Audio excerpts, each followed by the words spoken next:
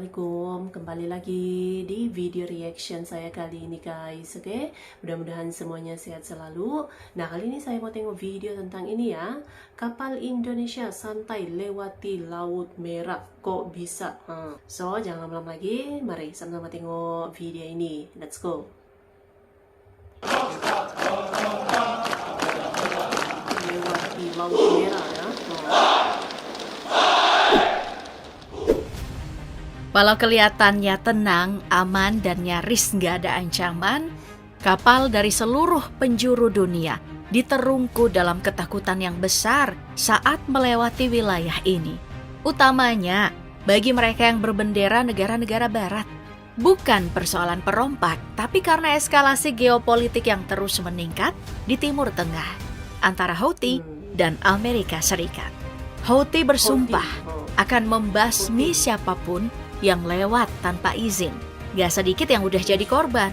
Jangankan kapal kargo atau tanker, kapal perang aja bisa mendadak jadi rongsokan setelah serangan efektif dari kelompok proksi Iran ini. Wah, ketat juga ya. Tapi di tengah panasnya konflik di perairan Timur Tengah tersebut, tiba-tiba lewat sebuah kapal yang makin diperhatiin kok makin familiar ya. Loh, kok ada logo Pertamina? Oh, ternyata kapal Indonesia toh. Kapal ini berhasil melewati Selat Bab al-Mandab setelah memberi isyarat pada otoritas Houthi. Keren juga. Mengingat ada lebih dari 15 kapal yang harus memutar balik dan ngambil jalur yang berkali lipat lebih jauh. Bahkan, jalur yang melewati Tanjung Harapan di Selat Afrika itu butuh waktu 3 pekan lebih lama untuk menuju Eropa. Kapal Gamsunoro yang merupakan bagian dari armada Pertamina adalah sebuah kapal tanker minyak mentah yang memiliki spesifikasi mengesankan. Dibangun pada tahun 2014, kapal ini memiliki bobot mati sebesar 105.000 ton. Dengan draut yang mencapai 14,7 meter, Gamsunoro termasuk dalam kategori kapal tanker Aframax yang merupakan salah satu kategori kapal tanker berukuran besar. Sebagai kapal tanker Aframax, Gamsunoro dirancang untuk mengangkut minyak mentah dengan kapasitas yang signifikan, menjadikannya salah satu kapal terbesar dalam armada Pertamina. Ukuran dan kapasitasnya yang besar memungkinkan Gamsunoro untuk beroperasi secara efisien dalam menyangkut minyak mentah antar pelabuhan, baik di dalam maupun luar negeri. Dalam konteks operasional, kapal seperti Gamsunoro memainkan peran kunci dalam industri minyak dan gas, terutama dalam hal transportasi minyak mentah. Keberhasilan Gamsunoro dalam melintasi Laut Merah bukan hanya sebuah pencapaian dalam hal navigasi, tetapi juga sebuah pernyataan politik. Indonesia, yang dikenal sebagai pendukung Palestina, menunjukkan keberanian dengan melintasi Laut Merah, mengirimkan pesan tersirat kepada Houthi dan komunitas internasional. Ini menegaskan posisi Indonesia dalam konteks geopolitik yang lebih luas, termasuk dalam mengelola resiko di salah satu jalur pelayaran paling berbahaya di dunia. Privilege tersebut tentu didasari oleh latar belakang kebijakan politik luar negeri Indonesia yang selama ini dikenal paling getol dalam membela Palestina di kancah internasional. Gak heran kalau sekelas Houthi yang berdarah dingin aja bisa segan banget sama negara kita. Tahu kan, selain secara diplomatik, Indonesia juga bisa ngirimin bantuan militer kalau situasinya makin gak terkendali.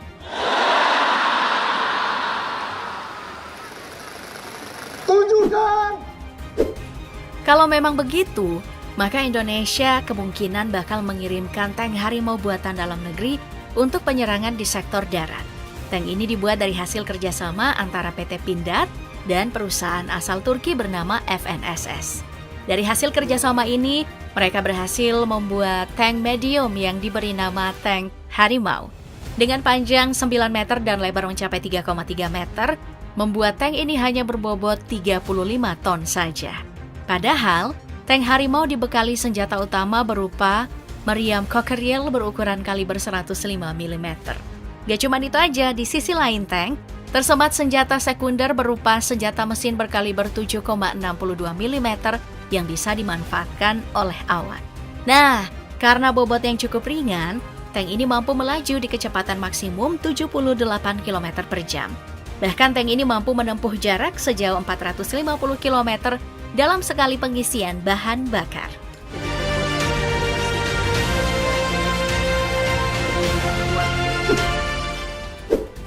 Beda cerita nih kalau serangannya di sektor laut.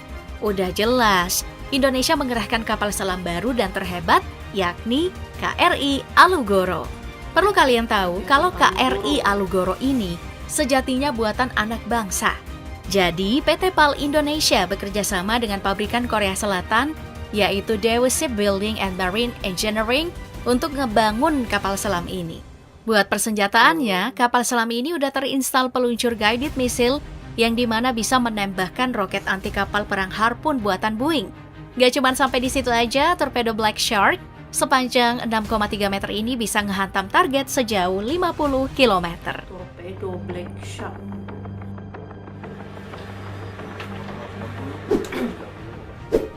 Selain KRI Alugoro, KRI Panah juga menjadi kapal cepat rudal buatan anak bangsa. Bedanya, kapal cepat rudal ini benar-benar dibuat 100% oleh PT PAL Indonesia. Nah, kalau benar-benar kapal ini dikerahkan ke dekat Palestina, udah jelas KRI Panah bakal siap menunjukkan kemampuannya. Dengan panjang 60 meter dan lebar mencapai 8 meter, kapal cepat rudal ini mampu membawa 55 awak ke lautan. Ya cuman itu aja, dengan ukuran seluas itu, KRI Panah mampu membawa meriam utama Bofors berukuran kaliber 57 mm yang dipasang pada bagian haluan kapal. Adapun nama yang disematkan pada kedua kapal perang ini diambil dari nama senjata Kalaupun itu semua belum cukup sebagai persenjataan di sektor laut, Antasena Class Boat bisa menjadi pilihan utama. Pasalnya Antasena menjadi tank boat terbaik di dunia. Bahkan perlu diingat, kalau tank boat ini dibuat oleh perusahaan dalam negeri, yakni PT Pindad, PT Land Industri, Harif Daya Tunggal Engineering, dan bekerja sama dengan perusahaan luar bernama North Sea Boats. Dengan anggaran biaya program pembuatan tank boat Antasena ini yang mencapai 12,25 hingga 19,23 juta US dollar, kemampuannya pun gak bisa diragukan lagi.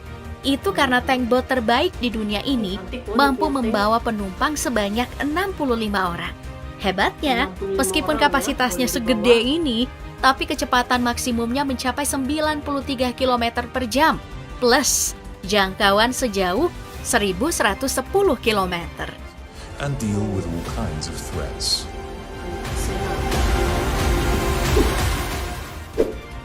Bergeser ke sektor udara, Indonesia masih memiliki alutsista andalannya yang udah jelas jatuh kepada jet tempur F-16 Fighting Falcon.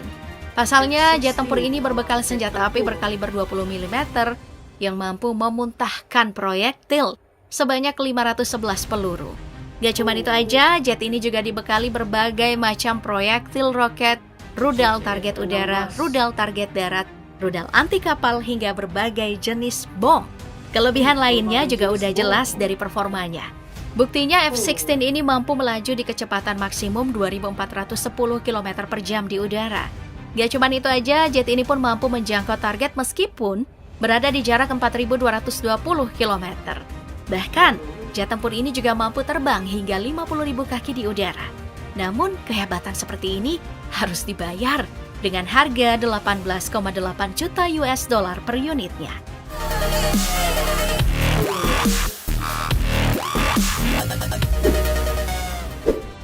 Selain F-16 atau F-16, negara kita tercinta masih menyimpan jet tempur asal Rusia bernama Sukhoi Su-30. Jet tempur yang satu ini memiliki kemampuan untuk melaju di kecepatan maksimum 2.120 km per jam. Ya cuma itu aja, Su-30 atau Su-30 ini mampu terbang di ketinggian 56.800 kaki di udara. Bahkan, hebatnya jet buatan Rusia ini punya jangkauan operasional hingga 3.000 km. Selain kemampuan mesin jet turbofan-nya, Su-30 juga udah jelas dibekali persenjataan yang cukup hebat. Buktinya, jet ini dibenamkan senapan mesin 30 mm yang siap menghujam peluru ke area target. Tak hanya itu, para pilot bakal dipersenjatai dengan misil roket, rudal target udara, rudal target darat, rudal anti kapal, rudal anti radiasi, hingga berbagai jenis bom. Oke guys, jadilah dia videonya ini. Jadi itu dia ya, kapal Indonesia lalu di Laut Merah gitu.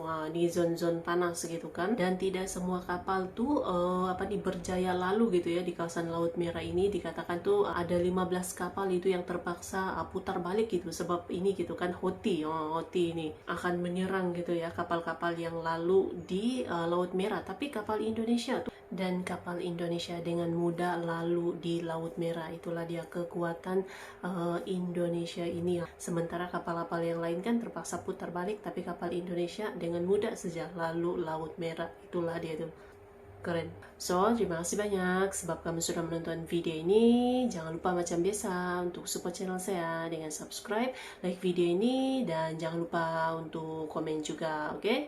Terima kasih banyak dan kita jumpa lagi di video seterusnya. Assalamualaikum.